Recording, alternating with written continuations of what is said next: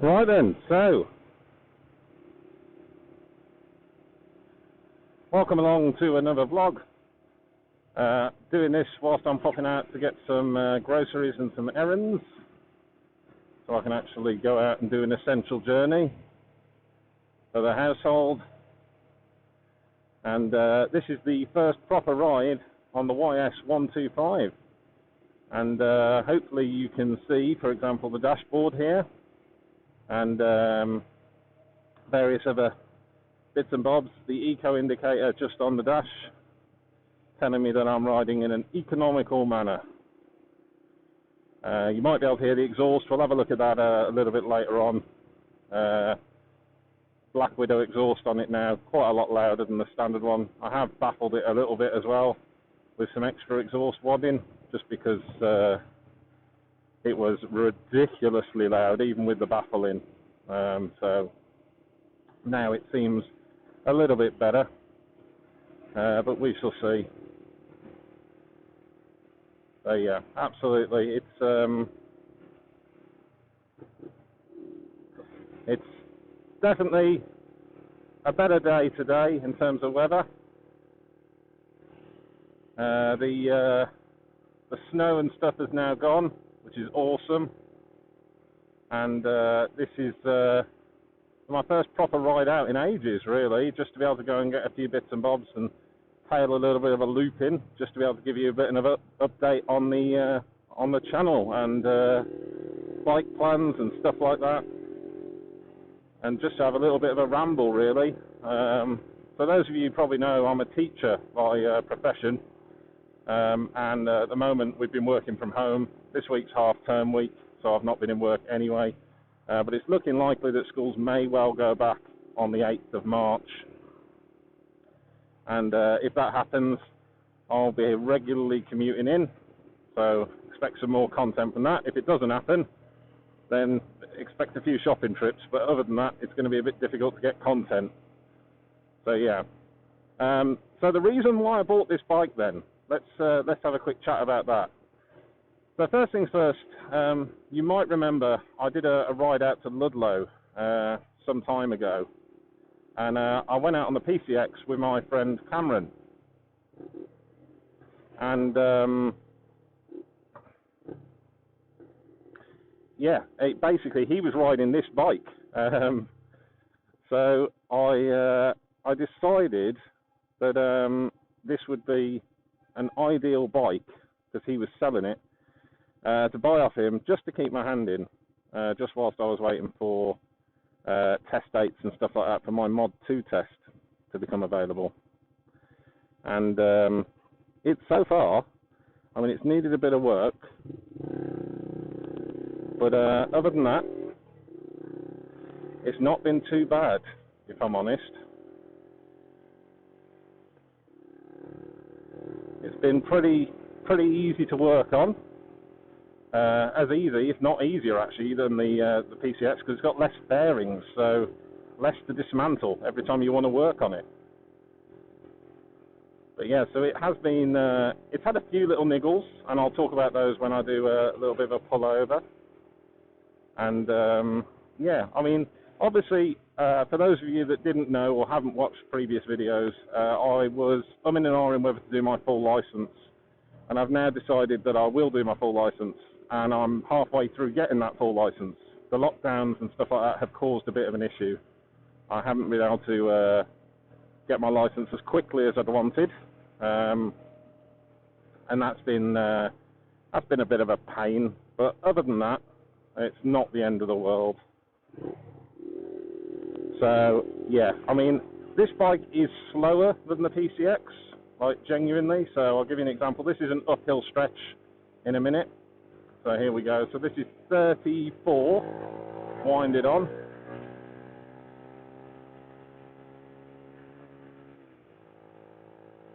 That's now 45, up to nearly 50, working hard. It's quite a steep hill. And there's 50, once we're on the flat it's much more capable. Massive pothole.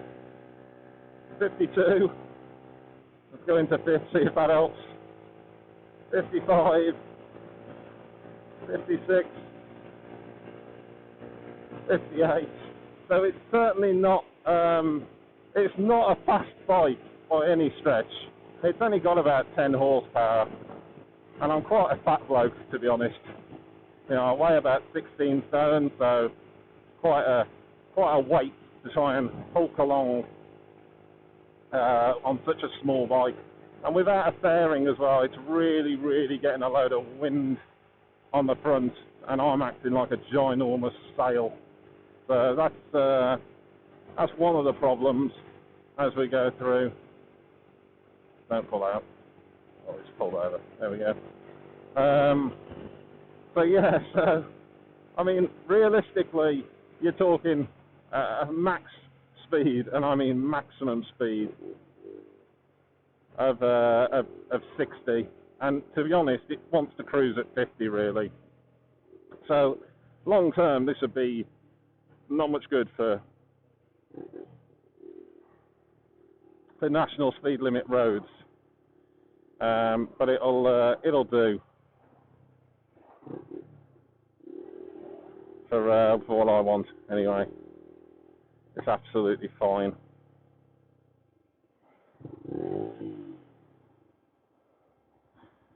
So yeah, so let's have a look. I think we'll stop. So yeah, a few little niggles on it, but generally speaking, it's been pretty easy to work on, and been pretty enjoyable to work on as well, if I'm honest.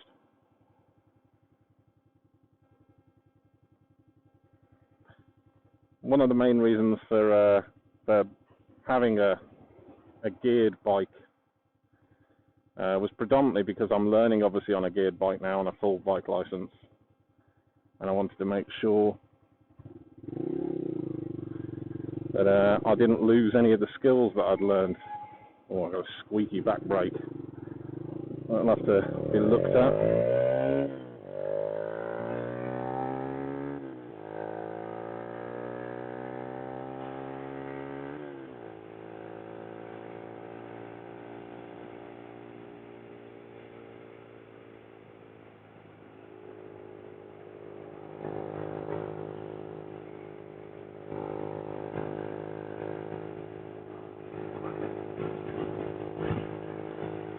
So yeah, I mean, overall, it's absolutely serviceable in terms of, you know, commuting on it and stuff like that. But if you had a lot of dual carriageways, and if you had a lot of 60 mile an hour national speed limit roads like this, it's not going to be good. You know, I mean, don't get me wrong, fifth gear, cruising along at 45, it's doing just under 6,000 RPM.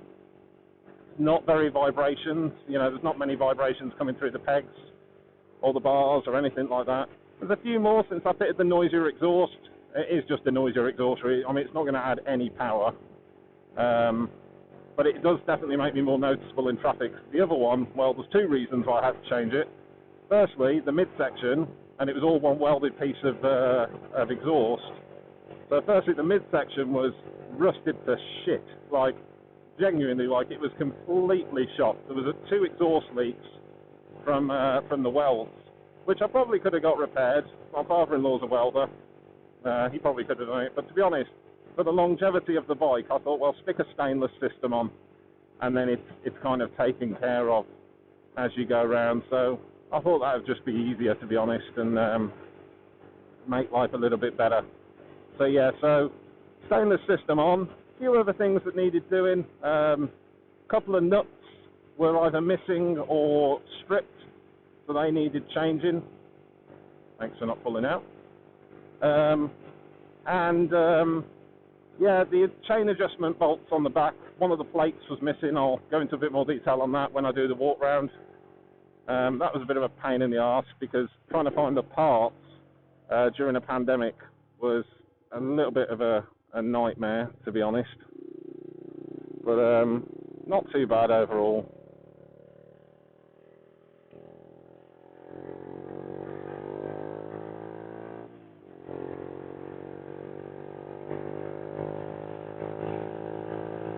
You can see, you know, I can keep up with traffic up to the speed limits on most roads. It's not a problem, but obviously long term it's not going to be that much good, like on faster roads and stuff like that. So obviously this Audi that's coming up alongside me, he probably wants to get past. Will he go past? No. So, you know, but I think it will frustrate people. You know, if you're stuck at 50 on a 60 mile an hour road, that's where you start to get some frustration off drivers, and they get, you know, annoyed at things not being like quite as they should. So, you know, it's okay. So you see, he wanted to get past. You know, it's a 50 limit. I'm doing 52. He's obviously doing a bit more, but it's just one of those things. It's not the fastest bike in the world, and as long as you buy it knowing that, it's not the end of the world. It is essentially a commuting tool. It is designed to get people from A to B as cheaply as possible. And when we talk about cost, it is very, very cheap in terms of the running costs are ridiculously cheap. So you're talking £20 a year road tax in the UK. It will do over 100 miles to the gallon, just like the PCX did, and it is crazy good on fuel. To be honest, it might even be better than the PCX if you're very gentle and you change gear and stuff like that, because you've got gears rather than a CVT. Might actually be better. So it is an interesting one. Absolutely crazy when you think that a bike like this can do so many miles per gallon on such a basic engine. And I suppose it's just the lightweight nature and nakedness of the bikes means that they can do quite good miles per gallon, which is pretty good.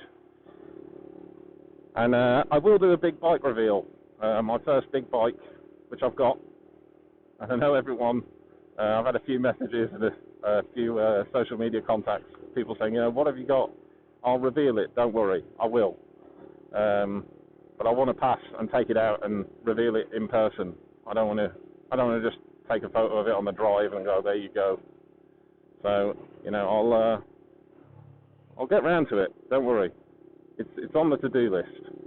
I just want to pass and get finished. It's just taken a long time for everything to open up, which is fine. At the end of the day, it's not essential that I can do a bike test in the whole shit show that is 2020, 2021. And I appreciate there's a lot of people out there that are suffering a lot more than I am. I'm very fortunate. I get that. Public sector work, jobs fairly secure. You know, brother-in-law's lost his job. Other friends have lost their jobs as well. So, you know, I completely get that. That is a proper squeaky back brake. I have to sort that out.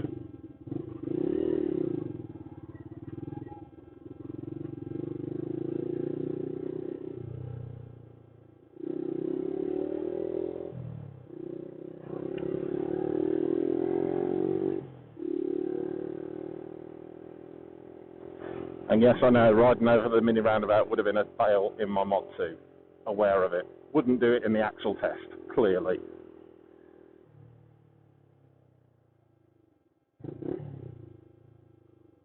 Oh, he's got a broken indicator.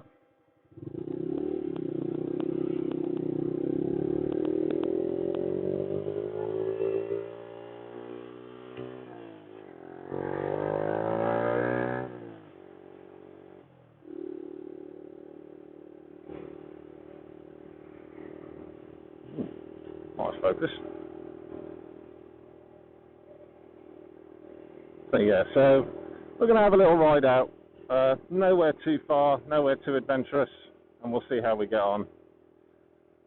And I'll give you my thoughts as we go through about what the bike's like and, you know, what it's like to ride, all those sorts of things. A few little stats as well. all that sort of stuff.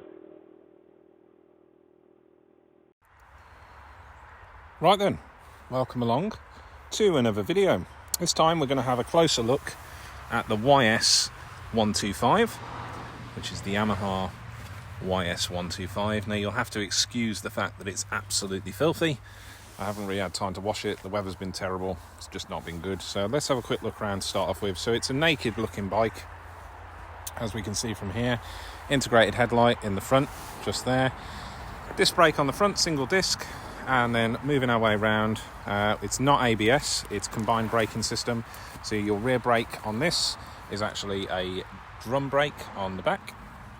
This particular model has got Michelin City Pro tyres on, but that's not standard fit. They come with some cheap, crappy Chinese thing on it. This stainless steel exhaust that we've got going on here as well is also not standard fit. This one is actually the 230mm Black Widow GP Slash style exhaust. These retail at about 200 quid.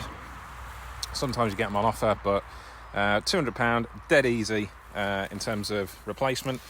So to replace, you've got a gasket and two header bolts that you pop on there. You can see that there's a little bit of gasket sealant that I popped on there as well, just to make sure it didn't leak.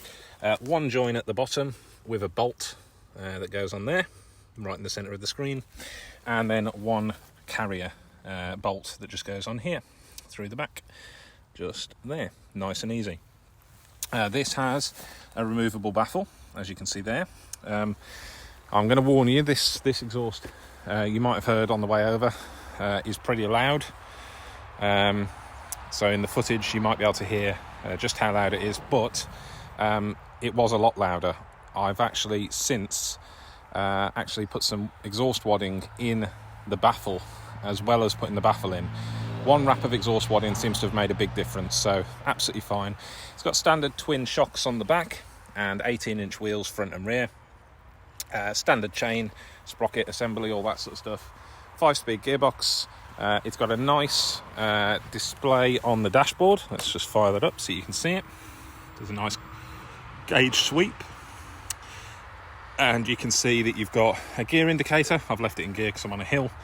And yeah, so this bike, it's a 2018 model, but it's unchanged for 2021.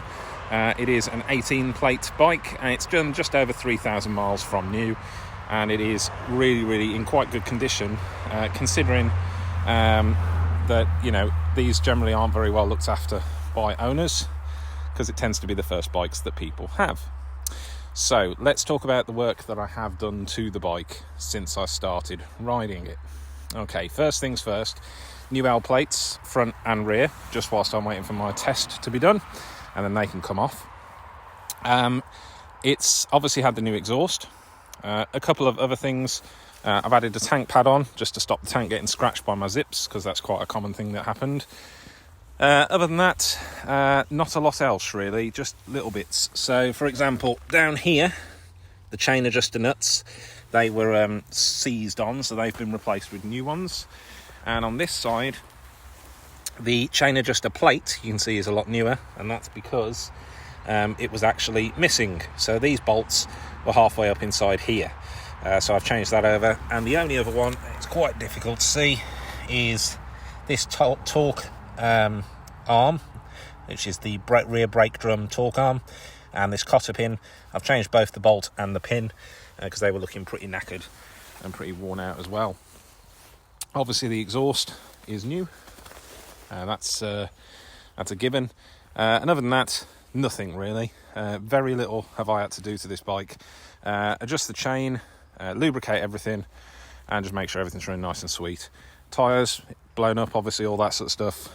Absolutely fine. You can see the bike has that aggressive style stance. It's not a particularly quick bike, and I'm sure the footage that I take in a minute on the ride, I'll show you, 10 brake horsepower doesn't really give you much oomph, but what it does give you is brilliant fuel economy. So let's do my best to try and fire her up. So let's take her out of gear. Hopefully she won't roll down the hill. No, we're good. So, and let's fire her up. But obviously, engine is warm right now. But you can see there's the can. Okay, and let's give it a bit of gas and see what it sounds like.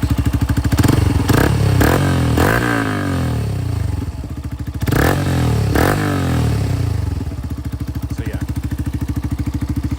overall, it's a lovely little first bike. If you were looking for your first 125, either a Honda or a Yamaha is a good bet. I wouldn't go for the cheap Chinese stuff, personally. It's not very well put together often, poorly finished. They look good, but they'll rust. This is, you know, nearly 3 years old, pretty immaculate, other than a few little niggles that I had to fix, but really, you know, it'll last someone a good while. Cheap to run, easy to get parts. You know, all these little parts that I needed, if they'd had to been on a Chinese bike, it would have been really difficult to source the parts. And I appreciate this bike, believe it or not, is actually put together in China, but it is overseen by Yamaha. So there we go. I'll splice in a little bit of footage of me riding now. Hopefully that'll make life a little bit more exciting to watch this. A little bit of discussion about what's going on. And until next time, take it easy, ride safe. Ah, yes, this reminds me. So this area is Compton in Wolverhampton, for those that don't know where that is. And this, actually, the last time I drove down this road, absolutely no joke, was on my driving test about 20 years ago.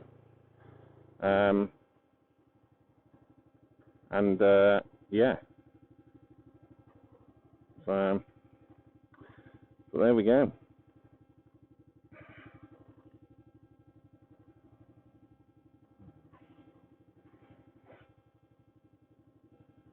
You're welcome.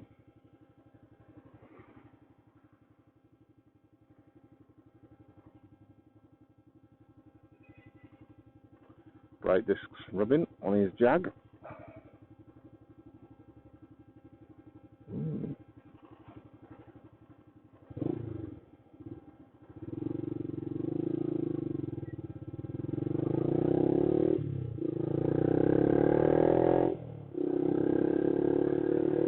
I must say as well, learning to ride a geared bike versus a scooter took me a little bit of time to adapt, longer than I expected. When I first went on a couple of 125s and I started getting used to shifting gears and stuff like that, considering how long I've driven and how long I've ridden and how good I am at normally picking up quite tactile things, I was quite surprised at how long it took me to get to grips with actually shifting gears. I was quite surprised, actually. Oh dear.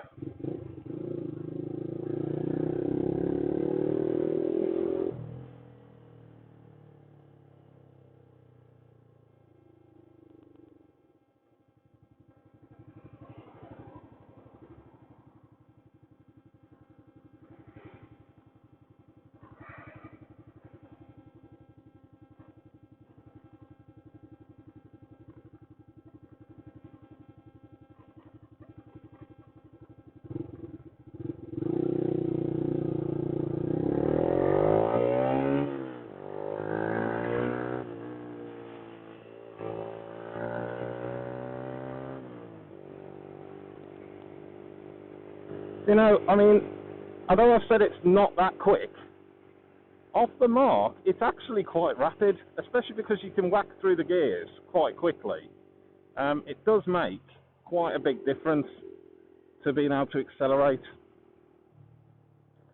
Let's head over towards Cannock.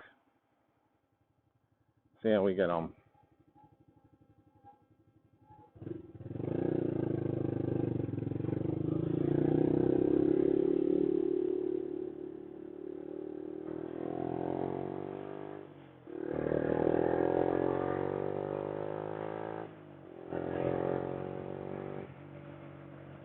You know, so up to 40, and then back down to 30 again.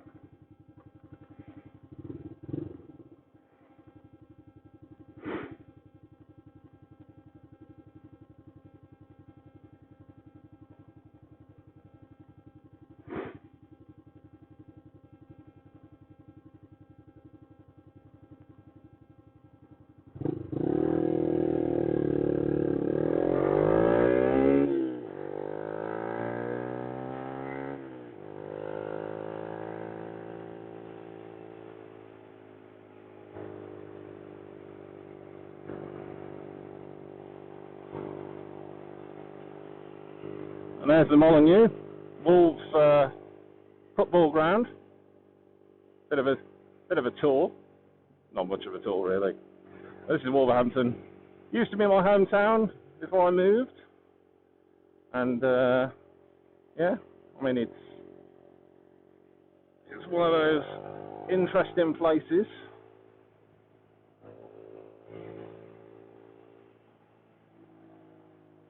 In the sense that it's quite a deprived area, quite a lot of poverty.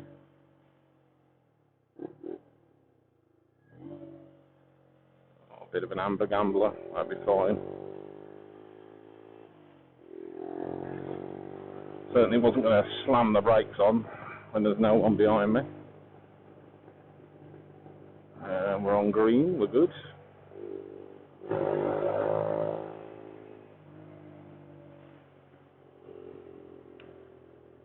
Give you a bit of a insight into the noise, I think, then. There we go. God, blimey. Person in front of me there is smoking some wacky backy. Gordon Bennett. Get fucking stoned off the bloody fumes. Jesus.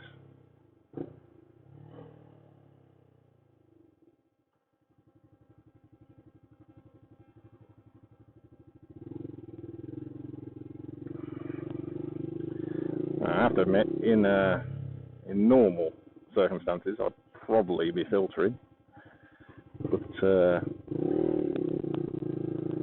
I'm not in a rush.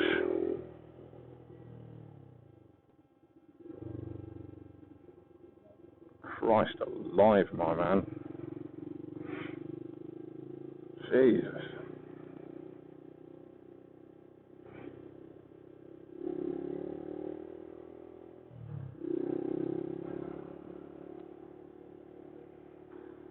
Yeah, and for those of you that are watching abroad, I know obviously anybody that rides on the right-hand side of the road. So if you're in the EU or America, you all lift your clutch hand off to say hi to everyone. But obviously in the UK, we can't see each other when we're on clutch hands because it's the wrong side of the road. So we all do the nod. So whenever you see me go down the road and do that, that's what it is. It's me giving the nod to say hello to everyone as I go past. Generally speaking, most people are quite friendly. I have to say, getting an awful lot more nods on a proper motorbike than my scooter. And some people would nod on the scooter, with return nods. But there were a lot of people that wouldn't, if I'm honest. So, yeah. Oh, we got a bit of rain. This was not forecast.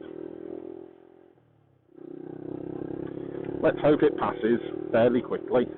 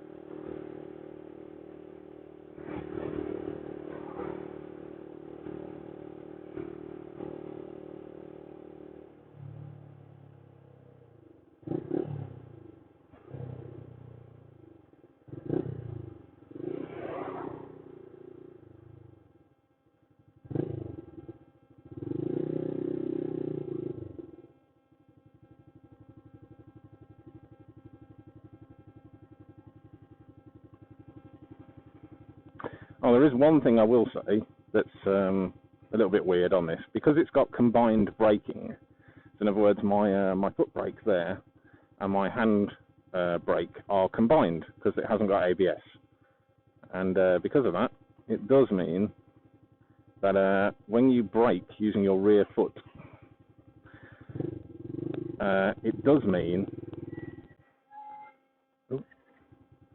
it does mean that your front brake is also applied. Now, that wouldn't normally be a problem. However, the feel on the handlebar is very odd. And what that means, I go the right way there, I think I did. What that means is you sometimes get what feels like slack on the front brake, and it isn't slack. It's purely that the brake is already applied, and it's really weird. The first time you do it, it's quite an odd feeling.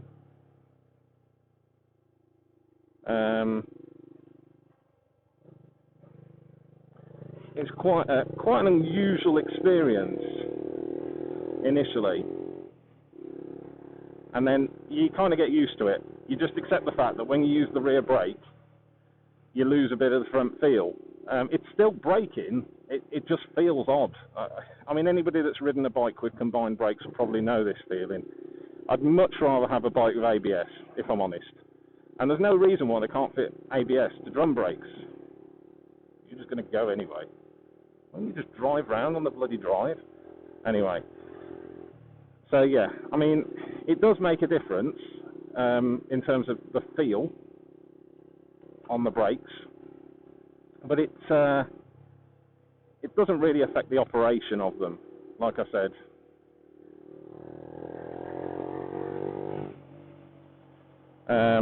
So it makes a big difference in terms of price. I'm sure that's the big driver between it. I'm not sure where I'm meant to go here, so I'm going to hazard a guess that it's right. Oh, is he going all the way around? Ah, it was there. Okay. Well, let's go down here anyway. I'm sure I can probably cut through.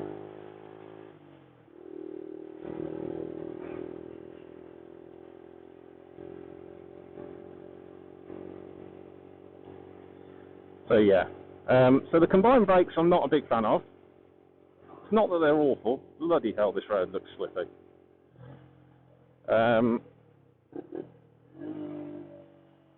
However, it's just one of those things. Yeah, we can go here. All good. It's one of those things where you kind of think, well, for how much it would have cost, why didn't they just fit ABS? It would have made life so much easier. Oh, there you go. So just on two sides of a triangle, that's all. I think we will stop here because no doubt it's going to be a difficult junction to see.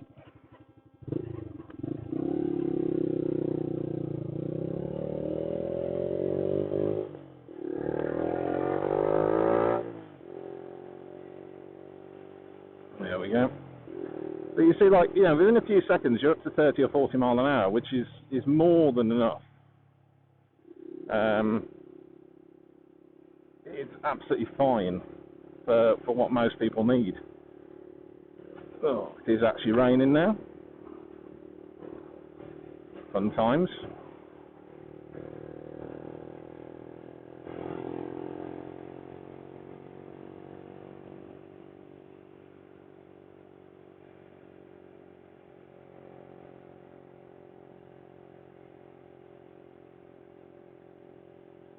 Yeah, so we're heading over towards Cannock.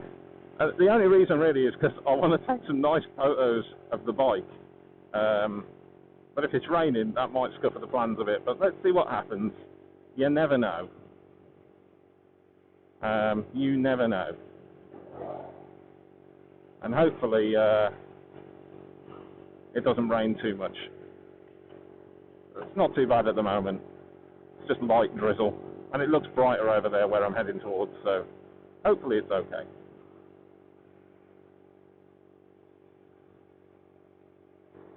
But yeah, we shall see.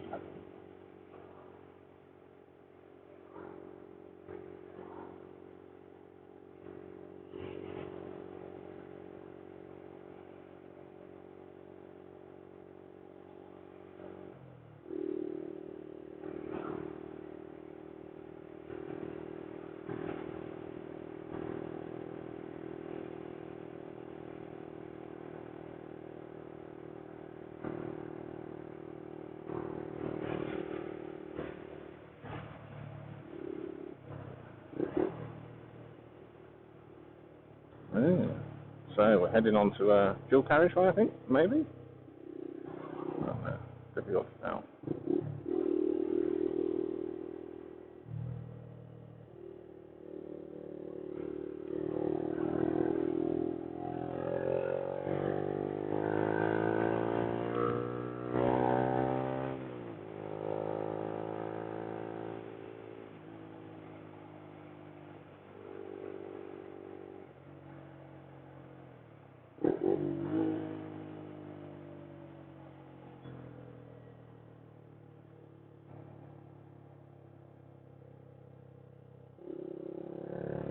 Always a little bit wary when I'm on new tyres. Oh, don't get on the motorway. Do not get on the motorway. I can't get on the motorway. I'm not allowed to. Do not get on the motorway.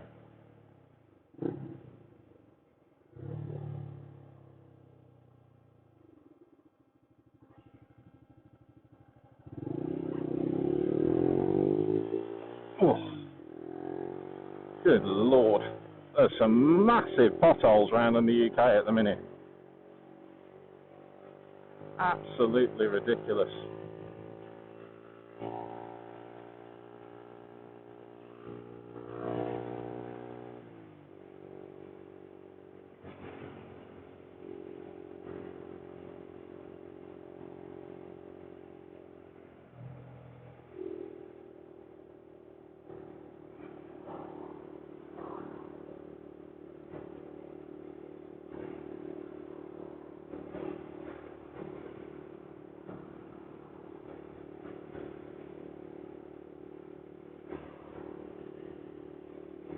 It is so weird riding around and so many places are shut. Well, I can't remember the last time that I went into a car dealership. It's very odd.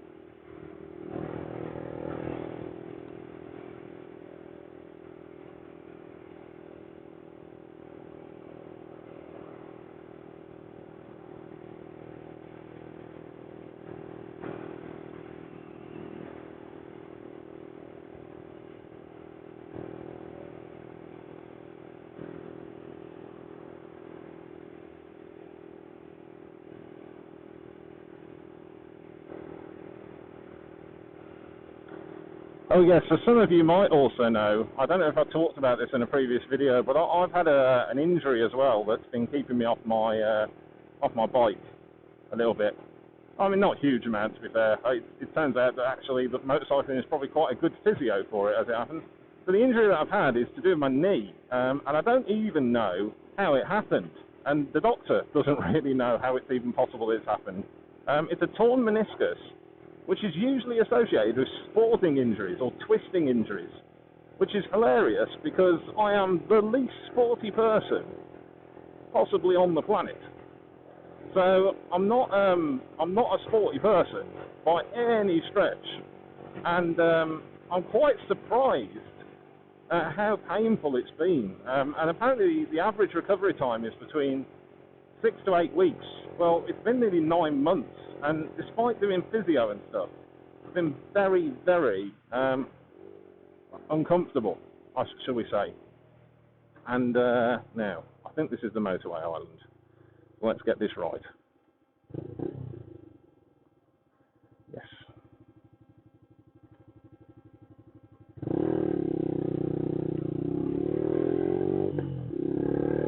I can't go down there, and I don't want to go down there. I do want to go down. What a knob. Honestly. Was there any need?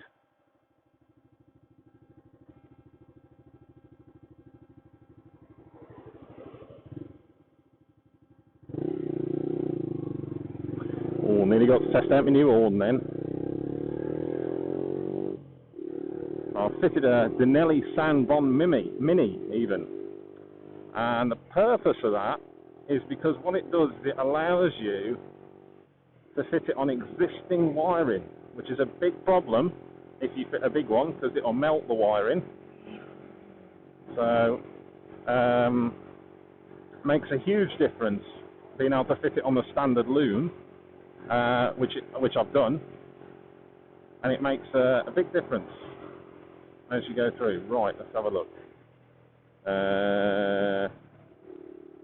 Do we want to go right? I think we do.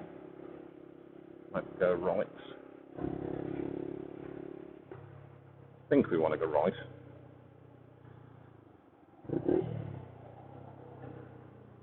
We'll soon find out, won't we?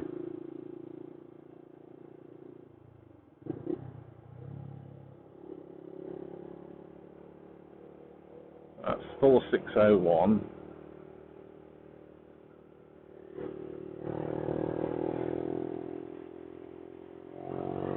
I can't remember. One way or another we'll get there.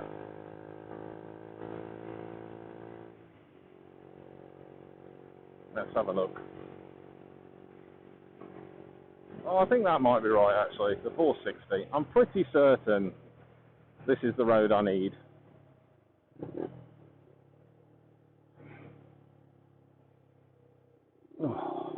I will say, it is pretty chilly. To say that it's meant to be like 11 degrees or something. It's quite a chilly day. Hands are starting to get a little bit chilly. I might have to call into Mackey's and have a... Oh, I was in fifth.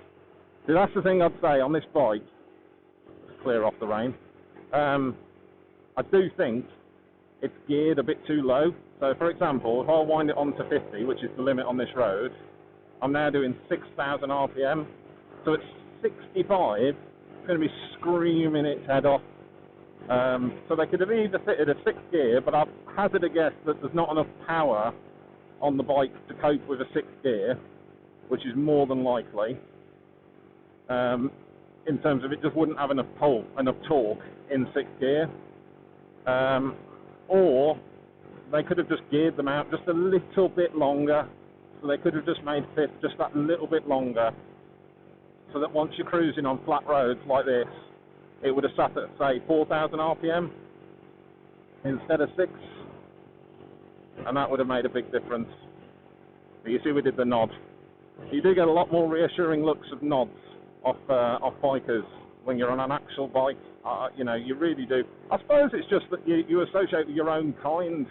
And, you know, scooter riders in normal motorcyclist views, and by no means is this my view, they have a disproportionate, or wrongly probably, view that, you know, they're not real motorcyclists, and that's wrong, you know.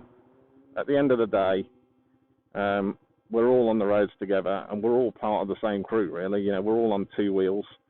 We all want to make sure that we get home safe and things like that. So, you know, let's make sure that we always acknowledge each other, guys.